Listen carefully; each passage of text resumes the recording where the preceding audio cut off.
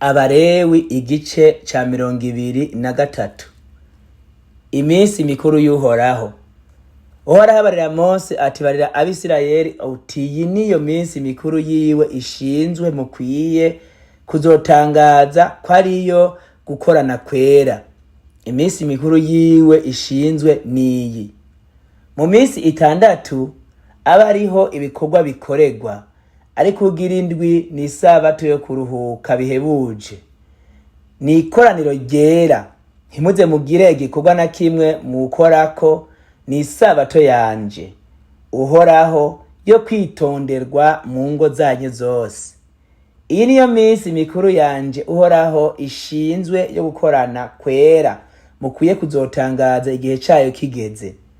Mu kwezi kwa mbere ku munsi wako w'14 ku mugoroba haze hame haba Pasika yanje Uhoraho. Ku munsi w'15 w'uko kwezi nyene niho hazoba umunsi mukuru wo kunyubaha w'imitsima itambiwe, muze mumare iminsi 7 ariyo murya.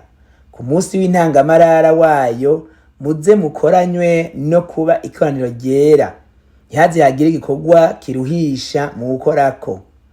Muri iyo minsi uko ari 7 uko bukeye muze munshikanire ibimazi bitongorwa n'umuriro. Umunsi ugira 7 uzube wo gukorana kwera, ntihaze hagire igikorwa kiruhisha mu gukorako.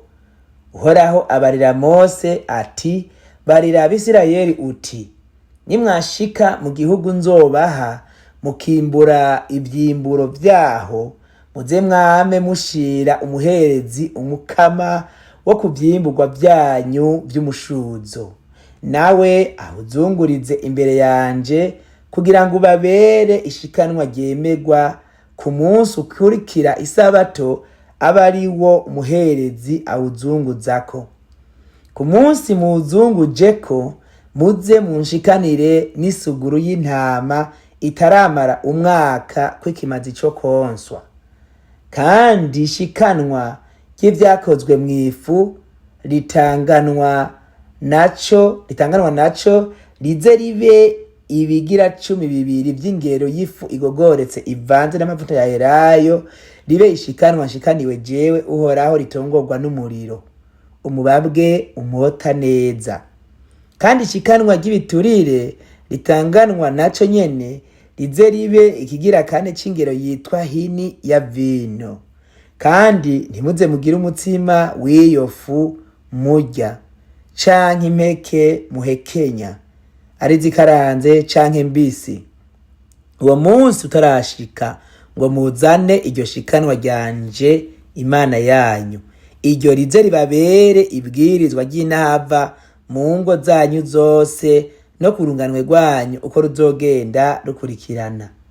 Kandi muze muharure iminsi muhereye kuri uwo munsi nyene ukurikira isabato, ari wo munsi mwazaniyeko umukama w'ishikanwa ryo kuzunguza, habe amasabato 7 yiramvuriye. Muharure murumye iminsi 50 irume ku munsi ukurikira isabato igira 7, muheze munshikanire ishikanwa jewe Uhoraho ry'ivyakozwe mw'ifu y'ivyakurikiyeko. Mu ngo zanyu muze mukuremwo imitsima 2 yo kuba ishikanwa ryo kuzunguzwa, ibe ivyo bigira 12 vy'ingero yitwa efa y'ifu. Iyo fu ibe igogoretse icumbanywe n'umwambiro, ngwibe ishikanwa ryo kuvyimburwa vy'umushuzo mpabwa jewe Uhoraho.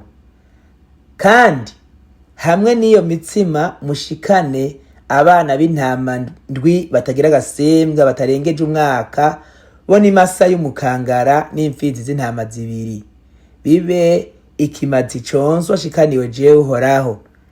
Bizananwe n'ishikanwa ry'ivyakozwe mw'ifu n'iry'ibiturire, bibe ikimazi gitongorwa n'umuriro, mubabwe umota neza.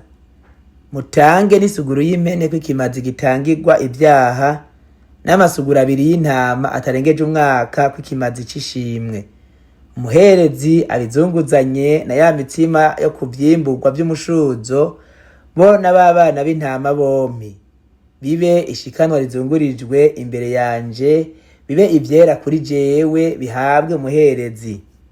Kuri uwo munsi nyene muze mutangaze ko ari umunsi mukuru, muze muwugire uwo gukorana kwera. Ntihaze hagire igikorwa kiruhisha mu gukorako, iryo rize ribabere ibwirizwa ry'intava mu ngo zanyu zose no ku runganwe rwanyu uko ruzogenda rukurikirana. Kandi nimwimbura ivyimburwa vyo mu gihugu canyu, ntimuze muherengeteze rwose gushwabura ivyo ku mibari y'imirima yanyu, kandi ntimuze muhumbe uduhumbwa tw'ivyo mwimbuye, muze mubisigarize aboro n'abanyamahanga. Ndi Uhoraho Imana yanyu. Uhoraho Imana abarira Mose ati, barira Abisirayeli uti mu kwezi kw'indwi umunsi wako wa mbere uzubabere umunsi wo kuruhuka bihebuje, ube uwo kubibutsa mu butangaze, mu kuvuza inzamba, ube uwo gukorana kwera. Ntihaze hagire igikorwa kiruhisha mu gukorako, kandi muze munshikanire kikimaze gitungurwa n'umuriro.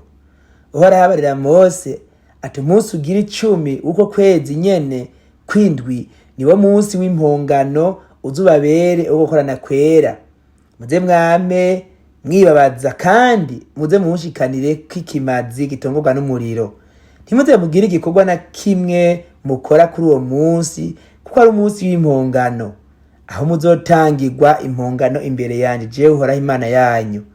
Kandi nihagira umuntu atazokwibabaza kuri uwo munsi, adacibwe mu bwoko bwabo. Kandi nihagira uzogira igikorwa na kimwe akora kuri uwo munsi, uwo muntu nzomurandura mu bwoko bwabo. Ntimuze mugire igikorwa na kimwe mukora, iryo rize ribabere ibwirizwa ry'intava mu ngo zanyu zose no ku runganwe rwanyu uko ruzogenda rukurikirana. Uwo munsi uzobabera isabato yo kuruhuka bihebuje. Muze wibabazeko, muze mwitondere iyo sabato yanyu muhereye ku mugoroba w'umunsi ugira 9 w'uko kwezi mushitse ku mugoroba wundi. Uhoraho abarira Mose ati, barira Abisirayeli uti, ku munsi ugira 15 w'uko kwezi kw'indwi nyene niho hazoba umunsi mukuru wo kunyubaha w'insago. Izibe iminsi mikuru gushitsa indwi. Ku munsi w'intangamarara muze mukoranywe no kuba ikoraniro ryera. Ntihaze hagire igikorwa kiruhisha mu gukorako. Muri iyo minsi uko ari indwi, uko bukeye muze munshikanire ibimazi bitungurwa n'umuriro. Umunsi ugira 8 muze muwugire uwo gukorana kwera. Muze munshikanire kwikimazi gitungurwa n'umuriro, rize ribe ikoraniro ry'agahebuza. Ntihaze hagire igikorwa kiruhisha mu gukorako. Iyo niyo minsi mikuru yanje jewe Uhoraho mukwiye kuyitangaza ko ari yo gukorana kwera no kuyinshikanira kwikimazi, ibimazi vyo gutungurwa n'umuriro, vy'ivyo konswa n'amashikanwa y'ivyakozwe mw'ifu, n'ibimazi bindi n'amashikanwa y'ibiturire, ibintu vyose ku munsi wavyo uko vyashinzwe. Kandi ivyo ntibikwiye kubabuza kwitondera amasabato yanje, canke gushikana amashikanwa yanyu, canke gushikana ayo gushitsa amasezerano yose mwasezeranye, canke kunshikanira ivyo mutanze byose muvyigombeye. Nuko muhereye kuri uwo munsi ugira 15 ubwo kwezi kw'indwi, mumaze kwimbura ivyimburwa vyo mu gihugu, muze mugire iminsi mikuru ndwi yo kunyubaha. Ku munsi w'intangamarara wayo hazoba kuruhuka ko kwitonderwa, no ku munsi ugira 8 habe kuruhuka ko kwitonderwa nyene. Kandi kuri uwo munsi w'intangamarara muze mwabire ku vyiza vyamye ku biti, n'amashami y'ibigazi, n'amashami y'ibiti bitwaye intunda, n'ibiti vyameze iruhande y'inzuzi. Mumare iminsi ndwi munezererewe imbere yanje Uhoraho Imana yanyu. Uko umwaka utashe muze muhore mugira iyo minsi mikuru ndwi yo kunyubaha.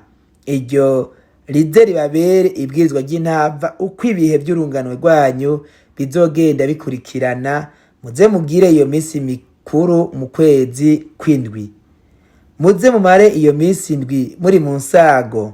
Abisirayeli bimvukira bose baze bayimare mu nsago, kugira ngo aburunganwe rwanyu uko ruzogenda rukurikirana bamenye yuko nabesheje abisirayeli mu nsago, hamwe nabakura mu gihugu ca Egiputa, ndi Uhoraho Imana yanyu.